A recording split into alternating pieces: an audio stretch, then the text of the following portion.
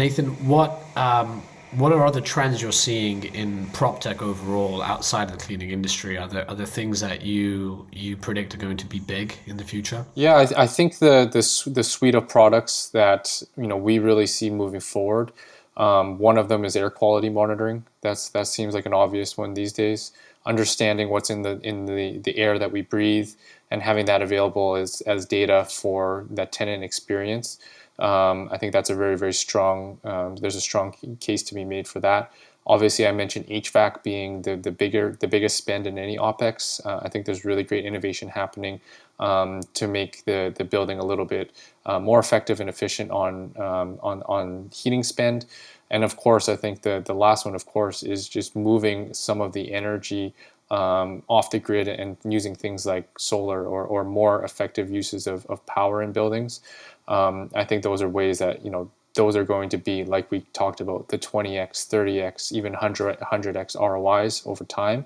And buildings are starting to make those decisions, right now, and the future's here now. How do you tie ROI to things like air quality monitoring? I mean, there isn't we can't quantify cost to health, but are you assuming that the ROI comes from government incentives or that, better marketability of a building because tenants expect this, and so it's a must-have? Where It's is the that quality. ROI in this? Yeah, no, it's really that quality of tenant experience. I think at the end of the day is the marketability and just attracting the best tenants in the world to these spaces. I think that's really ultimately going to be, and that always has been the business of property management. Nowadays, technology is that sort of wedge for these buildings to get that level of pizzazz or marketability above others. Obviously, not a hard benefit like we've been talking about on this podcast, but impactful nonetheless. Yeah, fascinating. So, what what questions do you have for me? Is there anything you think might benefit viewers, either asking me as a real estate investor or an angel slash venture capitalist or a former entrepreneur? Anything you think would be of interest? Yeah, no, I think your insights, towards shedding light on some of these areas of the world, property management, real estate that are overlooked, such as our vertical and others, I think is incredibly important. Obviously, the average consumer doesn't know half as much of about how a building operates than maybe you do, and maybe about the vertical that I do. But I think it's incredibly important that we shed light on these types of things so people understand what's happening behind the scenes to make things like their experience in a building so great, or their experience when they step foot into that new office building. How much work is really going on behind to make that amazing. Yeah, got it. Understood. So I mean, there was you didn't ask a question there, but I'm gonna run with that and say that this is the thing with real estate. There's just so many opportunities. This is why I personally decided to invest in prop tech companies. I could have started a prop tech company myself, but realized there's like 20, 30 different areas that are going to be very big. And there's more than 20, 30 areas, by the way. And so you just have to look and you'll suddenly realize. I'll give you a funny analogy, right? I had a friend come over to my dorm room when I was in college, and a friend said to me, "This place is so dirty." And I didn't understand. I said, "No, it's not." He said, "Look around you." I did look around. I was like, "Yeah, so." He said, "No, no, look in the air. Do you see dust?" I was like, "Wow!" Suddenly the dust appeared. It was like someone had just done something, like clapped their hands, and I could see particles of dust everywhere. And I realized I got to clean this place. I'm using this analogy because it's metaphorically relevant. And ever since then, I walk into a building and since that moment, I sometimes look around and sometimes you'll see buildings where there's a lot of dust. I've gone to tour property, and I've seen it. Like you walk on the carpet and dust particles fly up, right? Yep. That metaphor is interesting because some of the opportunities in real estate don't seem obvious to you until you frame them. Like the example I gave of going to the restaurant and seeing a paper on the door in the toilet, right? Suddenly it hits you and you realize this is a big problem, but it wasn't evident. So entrepreneurs who are thinking of starting a company in prop tech, some of the problems are so obvious. It's Yep. that you are so blind to them because you are just you've taken it for granted. Some of the most basic problems are obvious. The need for Uber, the need for Airbnb, the need for some of the greatest companies like Amazon that have changed everything. The needs now are obvious. Like how could a future have existed without these companies? How did we live prior to these companies? But Proptech, some of the best solutions are the most obvious and they get to the heart of the matter, right? And ultimately that is better, delivering a better experience for the end consumer, you know. What do you see as being, that biggest area of growth within a commercial property or within PropTech in general? Do you see it being, like the services like we're providing, or is it sort of that tenant facing engagement? Is it the platforms? Those are kind of the conversations we're having now. Yeah, I mean, there's so many. I could talk about both of those aspects, both the tenant experience and the services. I think when you look through the line item of expenses, when you're buying a property, an investment property, you're buying it because you think you can add value. And you can add value by improving it and increasing rents or cutting costs in some way. Maybe you've got scale, maybe you have, a better property manager, you've got your in-house team, you've got something where you can cut costs. Go through the line item in real estate and analyze every line item and you'll find areas you can cut costs. You gave an example where Mero focuses on the commercial cleaning aspect, and it's the second largest item of cost you can cut. So I think there's plenty of services and vendors. And here's the dirty secret about real estate, okay? There are such things known as preferred vendors. And once they're preferred vendors, they're in and they can charge you a fortune. And if you don't monitor your expenses and you don't have someone monitoring them, and you have a management company, they might bring in their preferred vendor. They might bring in their preferred construction company. And there might be kickbacks in the background, but the best companies, we work with great management companies, and obviously they don't do these kickback things. They just charge a percentage of cost. But often you'll have unscrupulous managers who will be, inflating the cost of a product or service.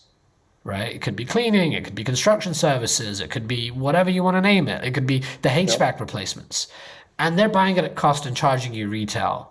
It's like mechanics do this all the time, So they're buying it at cost, they're charging you retail prices.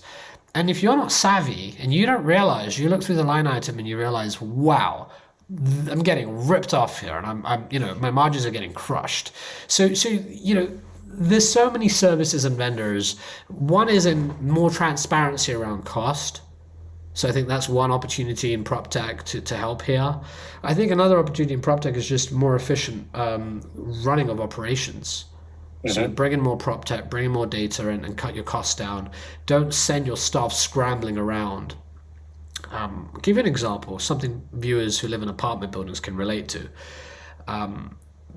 Apartment buildings were getting flooded with parcels and boxes, and so companies like Luxor One have started to grow, and they are now a storage facility in your building, where you can go in and, now that cuts cost. You might have a one-off cost in buying the hardware, but tenants themselves can go and they can have secure pickup of their delivery. If you're in a building where they deliver it to your door, then, that's a shame because now you have to go down to Luxor One and pick up the parcel, right? But this improves your cost. You have less labor cost, you have less wastage, you have less claims. So there we go. I think services is one area, and then I think the other one is tenant engagement. Yeah. And tenant experience and engagement isn't necessarily build a beautiful app, and annoy the resident, right? It could be a better experience inside the building. I'll give you another story, right? San Francisco is renowned for this. We have a lot of old buildings, a lot of old Victorian buildings.